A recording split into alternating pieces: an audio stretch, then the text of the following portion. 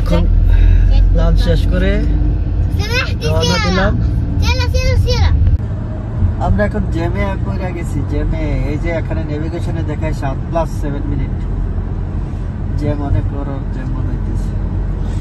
একটা ব্রিজের উপরে বাংলাদেশের মেঘনা।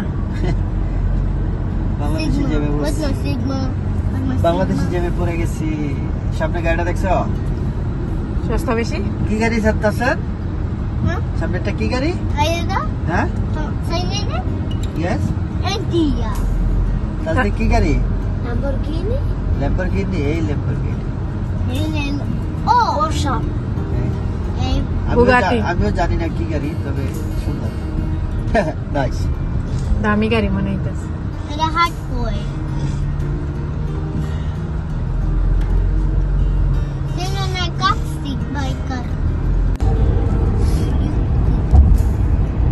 আমরা এখন পোল্যান্ডের রাজধানীতে আছি, সোজা না?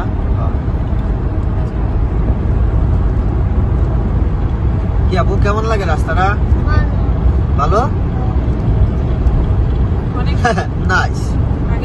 তাসিন কেমনে? নাইস। কি কও শারমিনে?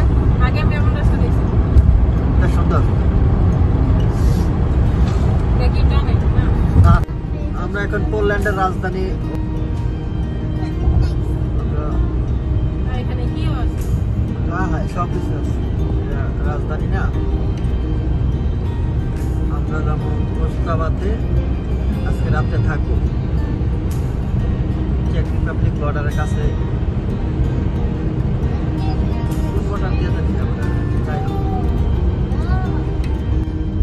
আমরা এখন পোল্যান্ডে আছি। আমরা চেক রিপাবলিকের বর্ডার থেকে 90 কিলোমিটার দূরে আছি। 90 কিলোমিটার পরে চেক রিপাবলিকের বর্ডার। আমরা বর্ডারের আশেপাশেই থাকবো। ওস্ট্রাবা বর্ডারের আশেপাশেরই শহর। যাচ্ছি বর্ডারের দিকে, পোল্যান্ড এন্ড চেক রিপাবলিক বর্ডার। প্রায় রাত হয়ে আসছে না, অন্ধকার হয়ে আসতেছে। আজকে সারাদিন পোল্যান্ডের ভিতরে ড্রাইভ করলাম। পুরা রাস্তা পোল্যান্ডের পুরাটাই হাইওয়ে ভালো। এই জায়গাটা আইসা খালি ঢেউ, তিরিং বিরিং ঢেউ। নাইস। রাসেন কি কয়? আপ এন্ড ডাউন না?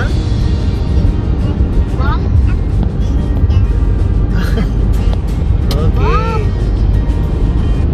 আমরা এখন পোল্যান্ড এবং চেকের বর্ডারে আছি।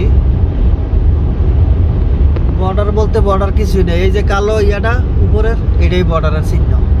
আমরা বর্ডার ক্রস করতেছি। শেষ বর্ডারে চেকে ঢুকে গেছি পোল্যান্ড থেকে। এর জন্য আর কিছুই নাই। পোল্যান্ডের চেকের বর্ডারে তো কিছুই নাই হাইওয়েতে।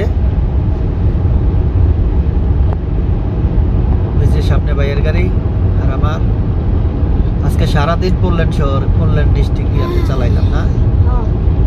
আজকে সারাদিনই পোল্যান্ডে চালাইছি।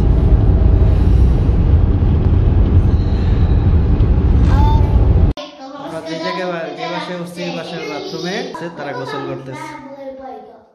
কি ব্যাপার, বাচ্চারা আরাম লাগে? খুব মজা, খুব মজা। ওকে, এই বাসাটা ভালো।